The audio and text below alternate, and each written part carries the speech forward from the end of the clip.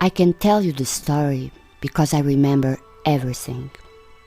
I may forget words and faces, but I remember the essence. Well, I don't have to remember because it's all inside of me. And I don't know exactly where do I begin and where do I end.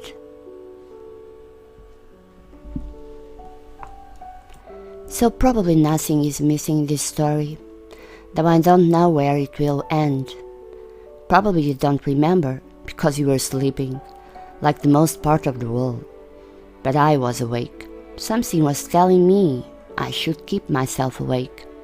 I was the one who had to see, feel, and keep everything within. So I had to be prepared, always prepared, to receive all beginnings, all the mysteries, and any insignificant thing. Though nothing is insignificant, as you know, at least if you are not asleep by now, and even if you are, you'll hear the story in your sleep. That sound over your forehead is the sound of my wings. That breeze in your chest comes from the trees in this forest. That glow in your eyes comes from the same universal sky. I live everywhere where there is any natural living thing. I'm just the heart of the gentle spirit of earth and sky, water and light. But that is what I am now. Long ago, I was a child, like any other child, except perhaps in one thing. When they used to ask me what did I want to be, I always answered, I want to be everything. But you can't be everything, you must choose one thing. I never chose. It was impossible to be just one thing. There was such a huge world around. Why should I be just one thing?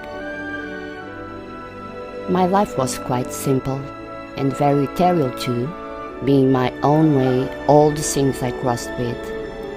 Good morning, butterfly, how are you? And that was enough to be that butterfly, exactly that one, with the same colors and flight movements. In this way, I understood what it really was to be a butterfly, exactly that butterfly. It was much more difficult to be a lake or a huge mountain. I had to spend infinite days walking along the trails, touching and breathing. Until one fine day, I was the mountain, the lake, the trails, the rocks, and all the plants along the mountainside. But then I had to be any tiny thing across the mountain too. And each time I became a new thing, I was still all the others I had been before. Those were very busy, adventurous days, and so they are now. A long time passed. I don't know how old I am, but I think I must be very old.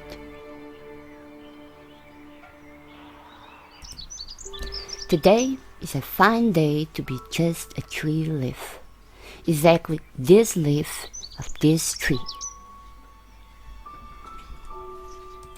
This leaf will join the million other leaves.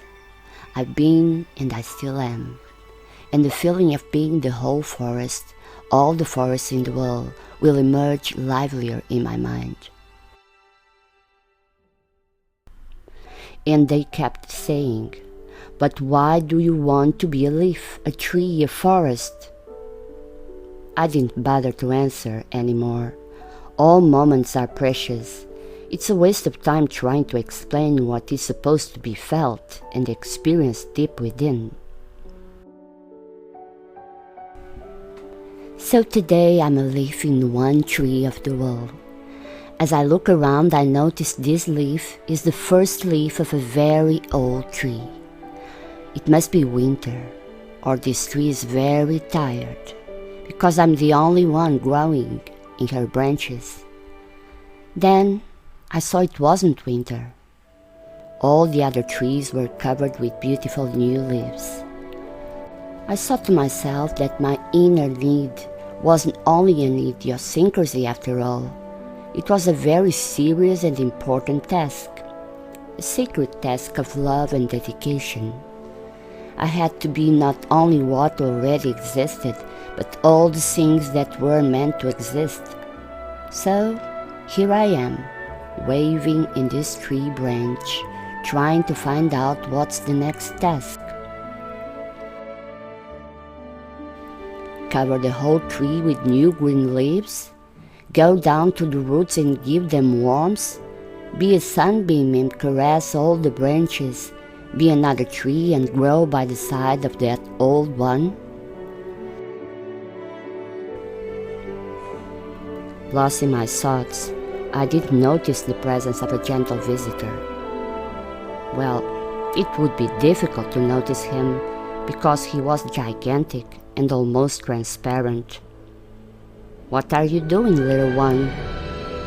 "So I'm not old," I thought to myself. He called me little one. Then I thought I was really very tiny, considering his huge presence. "I'm being a leaf in this tree. I think she needs more leaves," I explained.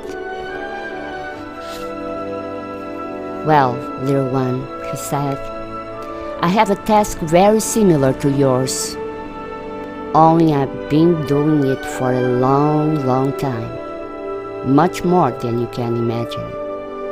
Though I know you have a great imagination, and above all, you have a huge heart in that tiny chest of yours. Well, sometimes I feel my heart is not enough. So, I'm inviting you to be my heart. You won't be a second heart. You'll be within my own heart.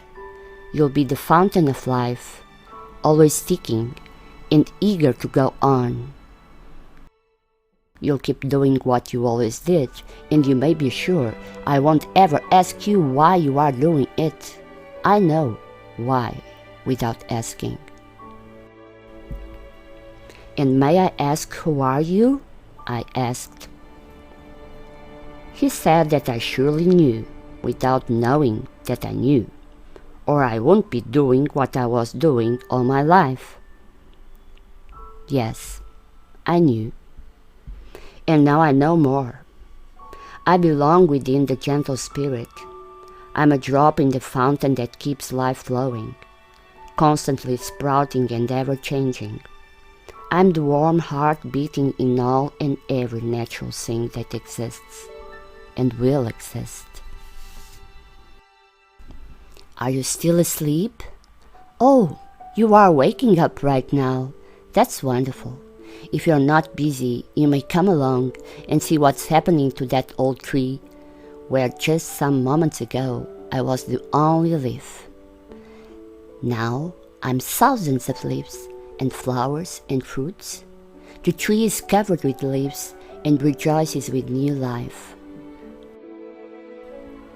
Within it, I hear the ticking of my tiny winged heart, the huge heart of the gentle spirit, and the eternal springing of the fountain of life.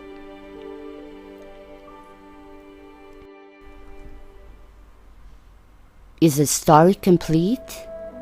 No, of course not. This is an endless story, as all the true stories are.